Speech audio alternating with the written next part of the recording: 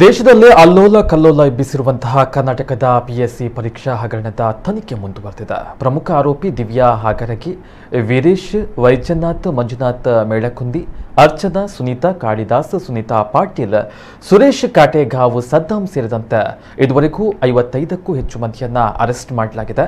ಈ ಮಧ್ಯೆ ನೊಂದ ಪಿಎಸ್ಐ ಅಭ್ಯರ್ಥಿಗಳು ಪ್ರಧಾನಿಗೆ ರಕ್ತದಲ್ಲಿ ಪತ್ರವನ್ನ ಬರೆದಿದ್ದಾರೆ ಎನ್ನಲಾದ ಪತ್ರವೊಂದು ವೈರಲ್ ಆಗ್ತಾ ಇದೆ. 2 ಪುಟಗಳ ಪತ್ರ ಬರೆದಿರುವಂತಹ ಅಭ್ಯರ್ಥಿಗಳು ನ್ಯಾಯ ಒದಗಿಸುವಂತೆ ಮನವಿಯನ್ನ ಮಾಡಿದ್ದಾರೆ. ಆದರೆ ಈ ಪತ್ರದಲ್ಲಿ ಪತ್ರ ಬರೆದಿರುವವರ ಹೆಸರು ಮಾತ್ರ ಬಹಿರಂಗ ಮಾಡಿಲ್ಲ. ಪಿಎಸ್ಐ ಪರೀಕ್ಷೆಯ ಅಕ್ರಮದಿಂದಾಗಿ ಮೋಸ ಹೋದವರಿಗೆ ನ್ಯಾಯ ಸಿಗಬೇಕು ಎಂದು ಪತ್ರದಲ್ಲಿ ಆಗ್ರಹ ಮಾಡಿದ್ದಾರೆ. ಅನ್ಯಾಯ ಮಾಡಿದವರನ್ನ ಜೈಲಿಗೆ ಹಾಕಬೇಕು, ಬದಲಾಗಿ ನಿಯತ್ತಿನಿಂದ ಪರೀಕ್ಷೆ ಬರೆದವರಿಗೆ ಮೋಸವಾಗಬಾರದು ಎಂದು ಪತ್ರದಲ್ಲಿ ಹೇಳಲಾಗಿದೆ.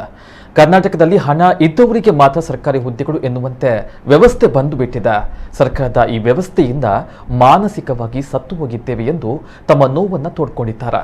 ಮಾತ್ರವಲ್ಲ, ಇನ್ನು ಮುಂದೆ ಸರ್ಕಾರಿ ಹುದ್ದೆಗಳಿಗಾಗಿ ಕರೆಯುವ ಯಾವ ಪರೀಕ್ಷೆಗಳನ್ನ ಬರೆಯುವುದಿಲ್ಲ ಎಂದಿದ್ದಾರೆ.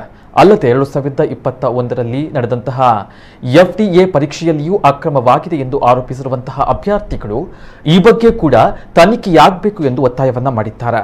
ಪ್ರಧಾನಿ ನರೇಂದ್ರ ಮೋದಿ ಅವರ ಬಗ್ಗೆ ನಮಗೆ ಅಪಾರ ಗೌರವ ಇದೆ, ಹಾಗಾಗಿ ಅವರು ಈ ಬಗ್ಗೆ ತನಿಖೆಯನ್ನ ನಡೆಸಿ ನ್ಯಾಯವನ್ನ ಕೊಡಿಸ್ತಾರೆ ಎನ್ನುವಂತಹ ವಿಶ್ವಾಸವಿದೆ ಎಂದಿದ್ದಾರೆ. ಒಂದು ವೇಳೆ ನಮಗೆ ನ್ಯಾಯ ಕೊಡಿಸದೆ ಹೋದಲ್ಲಿ ಮುಂದೆ ಟೆರರಿಸ್ಟ್ಗಳ ಜೊತೆ ಕೈಜೋಡಿಸುವಂತಹ ಎಚ್ಚರಿಕೆಯನ್ನು ಕೂಡ ಈ ಪತ್ರದ ಮೂಲಕ ನೀಡಲಾಗಿದೆ. ಮಾತ್ರವಲ್ಲ, ಟೆರರಿಸ್ಟ್ಗಳ ಜೊತೆ ನಕ್ಸಲ್ ಸಂಘಟನೆ ಸೇರಲು ಇಚ್ಛಿಸಿರುವುದಾಗಿ ಹೇಳಿದ್ದಾರೆ.